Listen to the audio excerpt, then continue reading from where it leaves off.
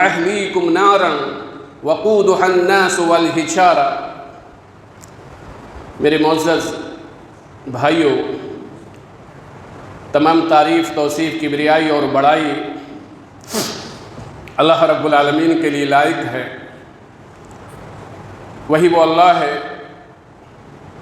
جو ہمارا معبود حقیقی ہے، وہ بادشاہ ہے، اس کا کوئی وزیر نہیں ہے، جو جب چاہتا ہے جیسے کرتا ہے، اس کا کوئی مشیر اور مشورہ دینے والا نہیں ہے، نہ اسے نیند آتی ہے نہ اونگ آتی ہے۔ اس رب نے ہم سب کے اوپر بے شمار لاتعداد انگنت احسانات کیے ہیں، ہمیں ایسی ایسی نعمتوں سے نوازا ہے اور ایسی ایسی نوازشیں ہم سب کے اوپر کی ہیں۔ اگر ان نعمتوں کو ہم سوچ لیں، سمجھ لیں، غور کر لیں، تو میں کہتا ہوں کہ میں اور آپ اللہ کی عبادت سے کبھی دور نہیں ہوئیں گے۔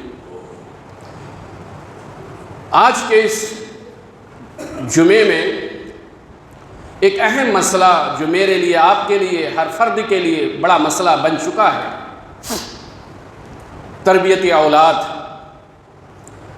اولاد یہ ایک نعمت ہے اور آزمائش بھی ہے۔ اگر آپ کی اولاد نیک نکلی، صالح نکلی، تو صدقہ جاریہ بھی ہے، اور یہ ایک ایسی نعمت ہے جس کی تمنا اور جس کی دعائیں انبیاء کرام نے خود بھی کی۔ حضرت ابراہیم علیہ السلام کو دیکھ لیے کہ 80 سال کے ہو چکے ہیں، بوڑھے ہیں،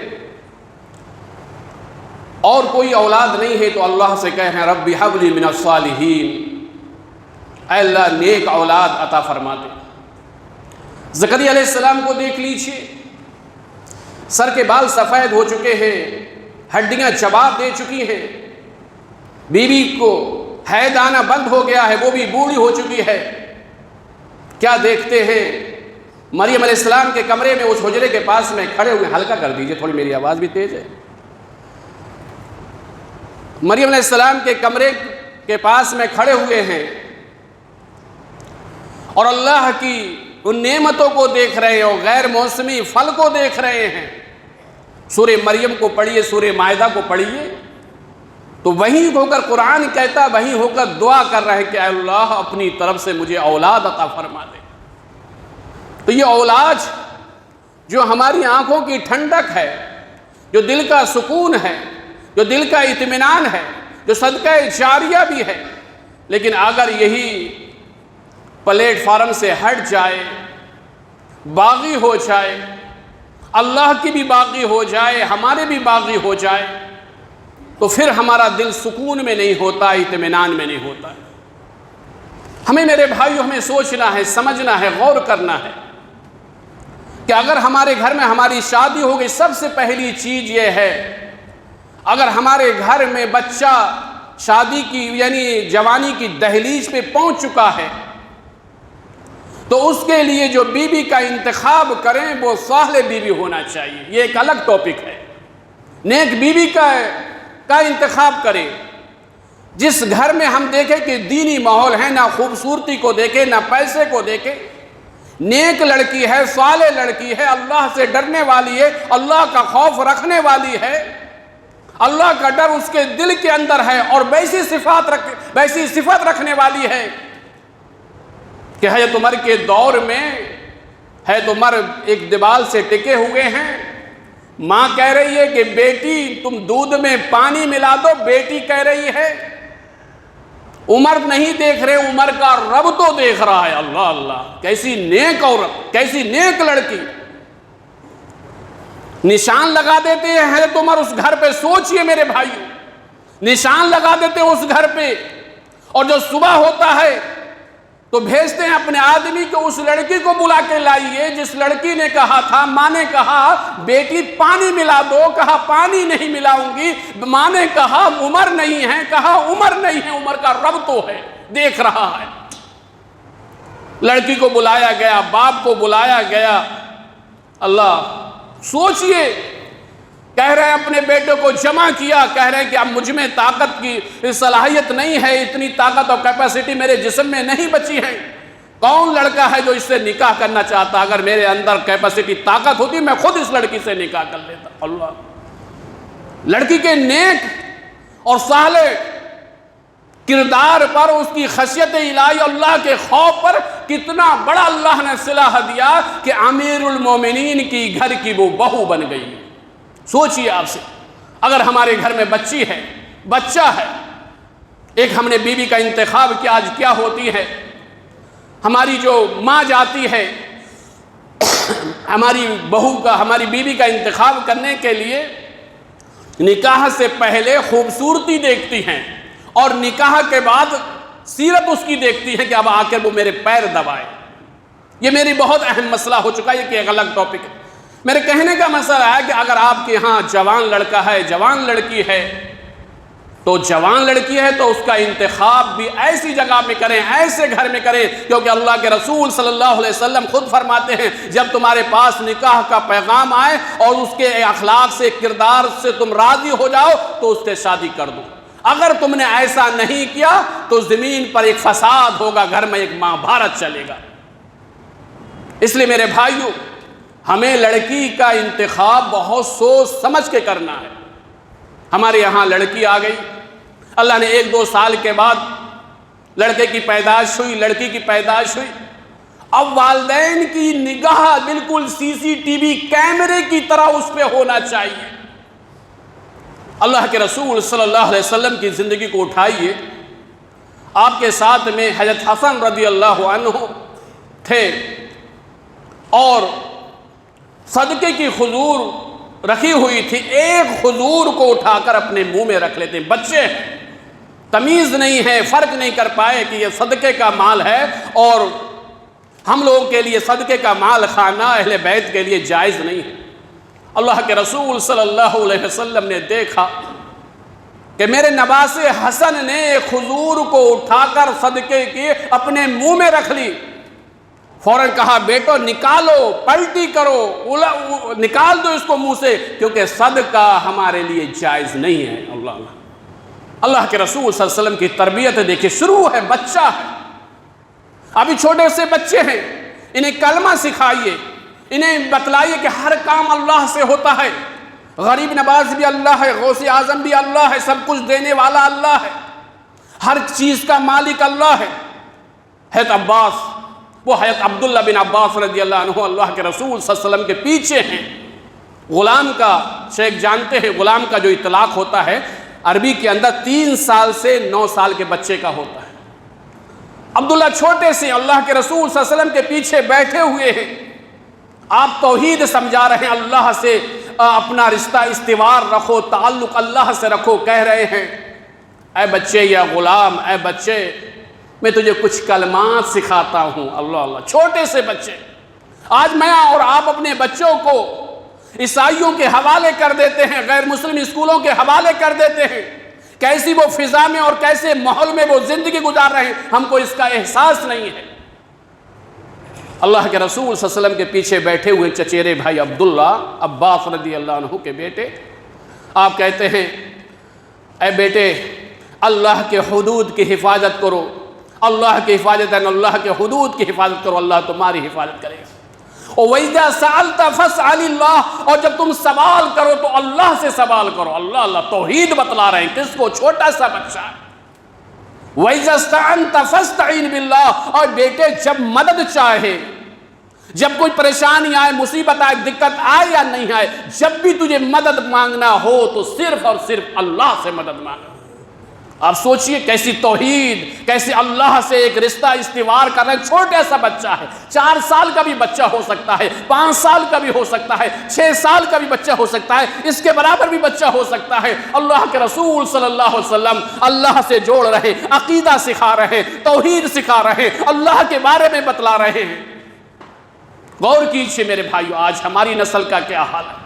ان موبائلوں نے ہماری نسل کو برباد کر کے رکھ دیا۔ حضرت عمر بن سلمہ رضی اللہ عنہما کہتے ہیں میں اللہ کے رسول صلی اللہ علیہ وسلم کی گود میں تھا۔ اللہ، پھر یہاں پر بھی اللہ کے رسول غلام کا لفظ ذکر کیا۔ میں اللہ کے رسول صلی اللہ علیہ وسلم کی گود میں بیٹھا ہوا تھا، دستر بچھا ہوا ہے، طرح طرح کے کھانے لگے ہوئے ہیں، میرا ہاتھ کبھی ادھر جاتا ہے، کبھی ادھر جاتا ہے، کبھی ادھر جاتا ہے۔ آپ نے کہا یا غلام سنو میرے بھائیوں، یہ دل کی آواز ہے، یہ بیان نہیں، یہ تقریر نہیں، میں آپ سے ایک بات کہہ رہا ہوں، ایک پیغام دے رہا ہوں، اس نسل کی حفاظت کر لو، یہ نسل بگڑتی ہی جا رہی ہے۔ اللہ کے رسول صلی اللہ علیہ وسلم فرماتے ہیں سم اللہ، اللہ کا نام لے کر بسم اللہ پڑھ کر تو کھانے کو شروع کر۔ پہلی چیز آپ بتلا رہے ہیں، پہلی تربیت آپ دے رہے ہیں، اللہ کا نام لے کر کھانے کو آپ شروع کریں۔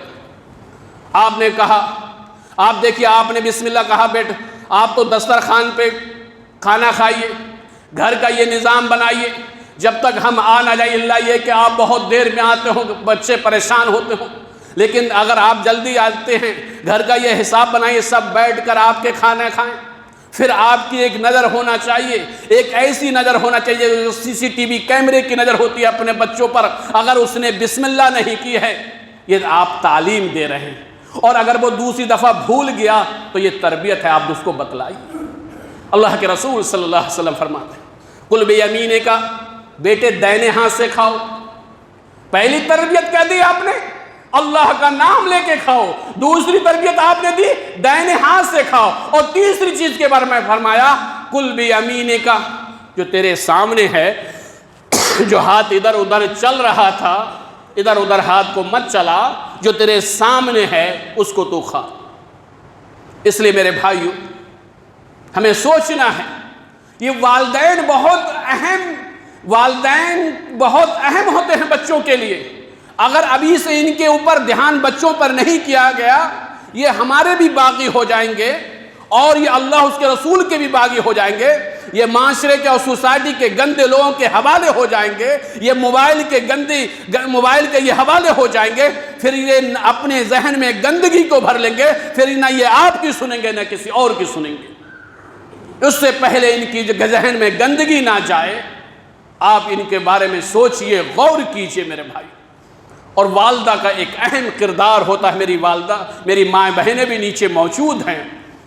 امام بخاری رحمۃ اللہ علیہ، ایک مرتبہ امام بخاری رحمۃ اللہ علیہ کا نام سنا ہوگا آپ نے، کہ اللہ کے کلام کے بعد جو صحیح کتاب ہے اس روح زمین پہ، وہ امام بخاری رحمۃ اللہ علیہ کی کتاب ہے۔ محمد بن اسماعیل بڑے پائے کے محدث، اور ماں کی دعا دیکھیے، آنکھوں کی روشنی چلی جاتی ہے۔ بڑا سپنا دل تھا دل میں، آج میری اور آپ کی سوچ ہو گئی ہے کہ ان کو مدرسوں کے حوالے کر دیں، جا کے مدرسوں میں ان کو بٹھا دیں، ان کا فیوچر برباد ہو جائے گا۔ امام بخاری رحمۃ اللہ علیہ، بینائی چلی گئی، آنکھوں کی روشنی چلی گئی، لیکن والدہ، میری مائیں بہنیں اس بات کو سن لیں، اگر آپ اللہ والی ہیں، اللہ سے جڑی ہوئی ہیں، نماز روزے کی پابند ہیں، اپنے بچوں کے لیے دعائیں کر رہی ہیں، تو آپ کی دعائیں سنی جا رہی ہیں۔ اللہ سے دعا کر رہی ہیں، 2 رکعت نماز پڑھتی ہیں، مصلی بچھا ہوا ہے، اللہ سے دعا کر رہی ہیں، اللہ تو نے مجھے اولاد دی ہے، یہ بچہ دیا ہے، میرے دل میں سپنے تھے، ارمان تھے، آرزو تھی، بڑا عالم بناؤں گی، محدث بناؤں گی، لیکن اللہ تو نے تو اس کی آنکھیں لے لی ہیں، ابھی کیا وقت کا محدث بنیں گے، کیا کیسے ہوگا؟ اللہ نے اس آواز کو، اس دعا کو قبول فرمایا اور ایسی روشنی عطا فرمائی۔ مورخین لکھتے ہیں، التاریخ الکبیر کا مسودہ امام بخاری نے چاندنی کی رات میں لکھا۔ اللہ اللہ، یہ ہے ماں کی دعاؤں کا اثر۔ اور میں اپنے ان بھائیوں سے کہتا ہوں جو بڑے ہو گئے ہیں، اپنے ماں باپ کو ستاتے ہیں، اپنے ماں باپ کو پریشان کرتے ہیں، ان کی شان میں گستاخیاں کرتے ہیں، ان کے منہ لگتے ہیں، ان کو نازیبہ کلمات سے نوازتے ہیں، اللہ کے لیے ماں باپ سے پنگا مت لیجئے۔ اگر ماں نے ایک دفعہ بد دعا دی تو تمہاری زندگی تباہ و برباد ہو جائے گی۔ اللہ کے رسول صلی اللہ علیہ وسلم نے فرمایا، ماں باپ کو ستانا ایسا گناہ ہے جس کی سزا دنیا ہی میں اللہ دے دیتا ہے۔ میں آپ سے ایسا کہتا ہوں، یہ ماں باپ یہ بہت قیمتی تحفہ ہے، یہ ماں باپ بہت قیمتی تحفہ ہے۔ ایسی یہ امام بخاری رحمۃ اللہ علیہ، قربان چاہیے، ان محدثین نے ہمارے لیے اتنی خدمات کی ہیں، اگر ہم پوری زندگی ان کی خدمات کا اعتراف کریں نہیں کر پائیں گے۔ یہ امام بخاری رحمۃ اللہ علیہ ایک مرتبہ بیمار ہو جاتے ہیں، قارورہ یعنی پیشاب کا ٹیسٹ کے لیے بھیجا جاتا ہے، قارورے کو بھیجا جاتا ہے، پیشاب کو ٹیسٹ کے لیے بھیجا جاتا ہے۔ حکیم جب دیکھتا ہے اس پیشاب کو اٹھا کر کہتا ہے یہ اس انسان کی پیشاب ہے جس نے کبھی بھی سالن کے ساتھ روٹی نہیں کی، سوکھی روٹی کھا کر اپنی زندگی گزارا۔ وہ ہیں امام بخاری رحمۃ اللہ علیہ، جن کی خدمات کو، جن کی صحیح بخاری کو آج ہم اور آپ کیا سمجھ جائیں گے۔ غور کیجئے میرے بھائیوں، میں اپنی ماؤں بہنیں سے کہوں گا، اگر آپ دین کی پابند نہیں ہیں، قرآن کی تلاوت کی پابند نہیں ہیں، دعاؤں کا آپ اہتمام نہیں کرتی ہیں، نماز کی پابند نہیں ہیں، اللہ کو یاد نہیں کرتی ہیں، اللہ سے جڑ جائیے، اللہ سے جڑ جائیے۔ میں اپنے نوجوانوں سے بھی کہوں گا، آپ سے بھی کہوں گا، یہ وقت کون سا وقت ہے؟ ہمارا خون دنیا کی مارکیٹ میں سب سے سستا ہو چکا ہے، ہمارا پیسہ دنیا کی مارکیٹ میں سب سے سستا ہو چکا ہے، ہماری عزت دنیا کی مارکیٹ میں سب سے ہلکی اور سستی ہو چکی ہے۔ ایسے وقت میں اللہ سے جڑ جائیے، یہ وقت ہے اللہ سے جڑنے کا، یہ وقت ہے اللہ کے دربار میں آنے کا، یہ وقت ہے اللہ کے سامنے رکوع سجدہ کرنے کا۔ آپ، اسلام تمہیں پکار رہا ہے، اسلام تمہیں آواز دے رہا ہے، توحید تمہیں آواز دے رہی ہے، اللہ کا کلام تمہیں آواز دے رہا ہے، محمد رسول اللہ کا فرمان تمہیں آواز دے رہا ہے۔ تم بڑے قیمتی ہو نوجوانوں، آج تم اپنی جوانیوں کو ماں باپ کو ستانے میں لگائے ہوئے ہو، آج تم اپنی جوانیوں کو ایک دوسرے سے لڑائی جھگڑا کرنے میں لگائے ہوئے ہو۔ نہیں میرے بھائیوں، تم بہت قیمتی ہو، اللہ کے لیے اپنے وقت کی قدر کرو، اس توحید کو پھیلاؤ، اس اللہ کے کلام کو پھیلاؤ، محمد رسول اللہ صلی اللہ علیہ وسلم کے فرمان کو تم آگے بڑھاؤ۔ آپ کو بتلاؤں، اور میری مائیں بہنیں یہاں آئی ہوئی ہیں، ایک دو بات کر کے اپنی بات کو میں ختم کر رہا ہوں۔ فروخ کا نام سنا ہوگا، عالم ہیں، لیکن یہ اس وقت جب سمرقند اور دوسرے آذربائیجان اور دوسری جگہوں پر جہاد ہو رہا تھا۔ شادی کی چند دن اپنی بیوی کے ساتھ، میری مائیں بہنیں سن لیں، ایک ماں جب اپنے بچے کی تربیت کرتی ہے تو اس کا بچہ کہاں پہنچتا ہے۔ غور کیجئے، تمہارا یہ باپ اور ہم سب، یہ جتنے مرد ہیں، ان کے اوپر گھر کو چلانے کی ایک بہت بڑی رسپانسبلٹی، ذمہ داری ہے۔ یہ بیچارے صبح میں نکل جاتے ہیں، شام میں آتے ہیں، تم ہوتی ہو، تمہارے بچے ہوتے ہیں، اگر ان کی تربیت صحیح نہیں کر پائے، اللہ بھی ہم تم سے سوال کرے گا۔ اس صحیح بخاری کو آپ اٹھا لیجئے، کل مسئول عن رعیتہ، ہر کسی سے اس کی رعایا کے بارے میں، ذمہ داری کے بارے میں سوال کیا جائے گا۔ فروخ ہیں، چلے جاتے ہیں اور 30,000 اشرفیاں بیوی کو دے جاتے ہیں۔ کہا میں جا رہا ہوں، اللہ کی طرف سے حکم آیا ہے، میں جا رہا ہوں۔ چلے گئے۔ 27 مورخین نے لکھا، کچھ مورخین نے لکھا 30 سال، اور کچھ مورخین نے لکھا ہے 27 سال کے بعد فروخ گھر میں آتے ہیں۔ اسی درمیان میں ایک بچے کی پیدائش ہوتی ہے، کوئی نہیں ہے، نہ بہن ہے بچے کا، نہ بھائی ہے، اکیلا بیٹا ہے۔ اور کون نام، کیا نام رکھتی ہیں؟ ربیہ نام رکھتی ہیں۔ اور امام ربیہ رحمہ اللہ کون ہیں؟ شیخ جانتے ہیں، امام مالک رحمہ اللہ کے بڑے پائے کے محدث کے استاد ہیں۔ اللہ، اور موطا امام مالک، بخاری شریف زمین پہ نہیں تھی، مسلم شریف، ابو داؤد، ترمذی، حدیث کی کوئی کتاب نہیں تھی اس وقت، موطا امام مالک اس روئے زمین پہ تھی۔ اللہ رحم فرمائے ہم سب کی زندگیوں پر جو آج ہماری کنڈیشن بنی ہوئی۔ میری بہن، اس بہن کو دیکھیے، بچے کے دل میں لگن ہے، کوئی نہیں ہے سہارا دینے والا، صرف 30,000 اشرفیاں رکھی ہوئی ہیں، پیسے رکھے ہوئے، اپنے بچے کو بڑا ہوا، بڑی اچھی تربیت دی، حافظ قرآن بنایا۔ پھر دیکھا کہاں کہاں حدیث کے درس لگے ہوئے ہیں، اس دولت کو خرچ کر رہی ہے، اور 20 سال تک ربیہ وقت کے امام بن جاتے ہیں۔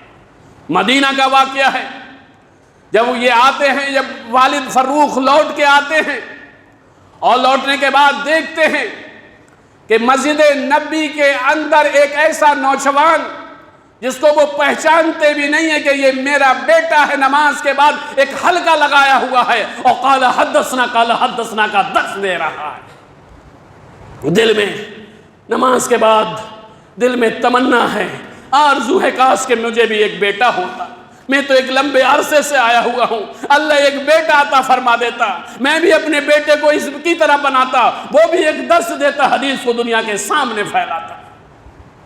مورخین نے لکھا ہے ربیہ دوسرے دروازے سے یہ دروازہ ہے، ایک وہ دروازہ ہے، ربیہ اپنے گھر میں دوسرے دروازے سے پہنچتے ہیں، فروخ اپنے گھر میں دوسرے دروازے سے پہنچتے ہیں، ربیہ بیٹا پہلے پہنچ جاتے ہیں، باپ بعد میں پہنچتے ہیں۔ ربیہ دیکھتے ہیں ایک بزرگ میرے گھر میں داخل ہو رہا ہے، فوراً آتے ہیں، کہا بزرگ یہ گھر میرا ہے، تم بغیر پرمیشن سے اجازت سے اس گھر میں داخل کیوں ہو رہے ہو؟ فروخ کہہ رہے ہیں یہ گھر میرا ہے، تم میری بیوی یہاں پر ہوگی، تم یہاں کیوں رہ رہے ہو، تم کون ہو؟ اللہ اللہ، ماں وہ بیٹے اور باپ میں جھگڑا ہو جاتا ہے، نہیں پہچان رہے ہیں میرے بھائی، کیا انہیں شہرت کم ملی تھی؟ اب شہرت کے لیے مرتے ہیں۔ اب وقت کا امام، اللہ قربان چاہیں ہم،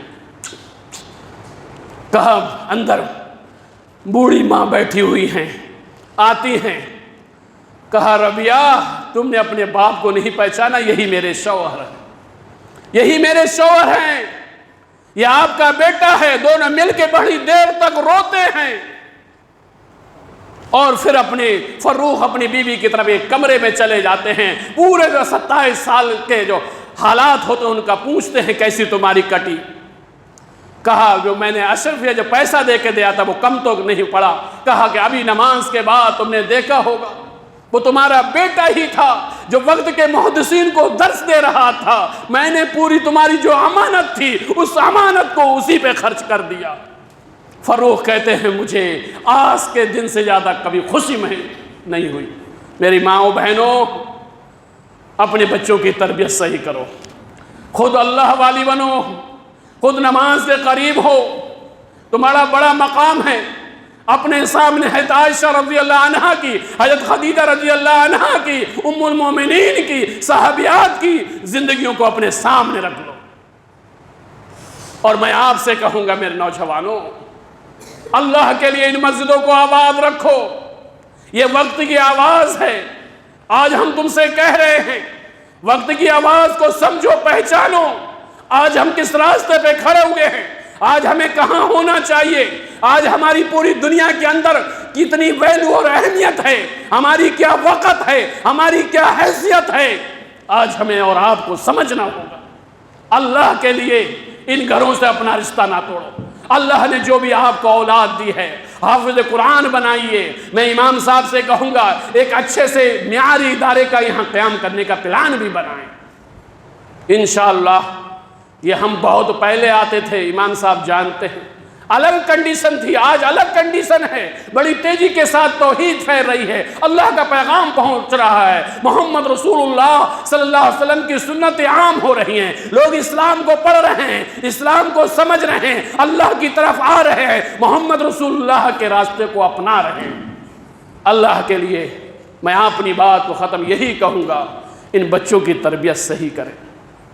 اگر یہ بچے ہمارے ہاتھ سے نکل گئے اور ان کا ذہن دینی ذہن نہیں ہوا تو یہ اللہ کے حامے میں نہ بچا سکیں گے، اور جب ان کا ذہن دینی ذہن ہو جائے گا اور ان کے دل میں توحید آ جائے گی، یہ وقت سے سمجھوتا نہیں کر پائیں گے۔ میں آپ کو بتلاؤں، کتنی بھی پریشانی آئے، کتنی بھی مصیبت آئے، اس سر کو جھکائیں گے، رب کے سامنے جھکائیں گے۔ جب بھی ان کی زبان سے نکلے گا یا اللہ المدد نکلے گا، جب بھی یہ پکاریں گے اللہ ہی کو پکاریں گے، جھکیں گے تو رب کے دربار میں رب ہی کے لیے جھکیں گے، قربانی دیں گے تو رب کے لیے دیں گے، سجدہ کریں گے رب کے لیے کریں گے، رکوع کریں گے رب کے لیے کریں گے، جب ان کو توحید آ جائے گی۔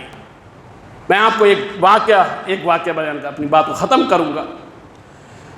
ایک عالمہ کا بمبئی کا واقعہ ہے، ایک عالمہ مالیگاؤں سے فارغ، ایک لڑکی ہے بڑے مالدار کی بچی، اپنی بچیوں کو بھی بھیجیے، امام صاحب سے رابطہ کیجئے اور اپنی بچیوں کو بھی دینی تعلیم کے لیے بھیجیے۔ بمبئی کی ایک بچی مالیگاؤں جا کے جو مختار ندوی صاحب کا ادارہ ہے وہاں سے فراغت حاصل کی، فارغہ ہوئی، اللہ نے قرآن کو بھی پڑھا، بخاری مسلم حدیثوں کو بھی پڑھا، دینی ذہن کی لڑکی تھی، توحید والی تھی۔ باپ نے کیا کیا، لالچ میں آ گئے یا کچھ بھی کہیے، ایک ایسے سے رشتہ کر دیا کہ جو قبروں پہ اس لفظ کو استعمال کر لوں، قبروں پہ جانے والا، درگاہوں پہ جانے والا تھا۔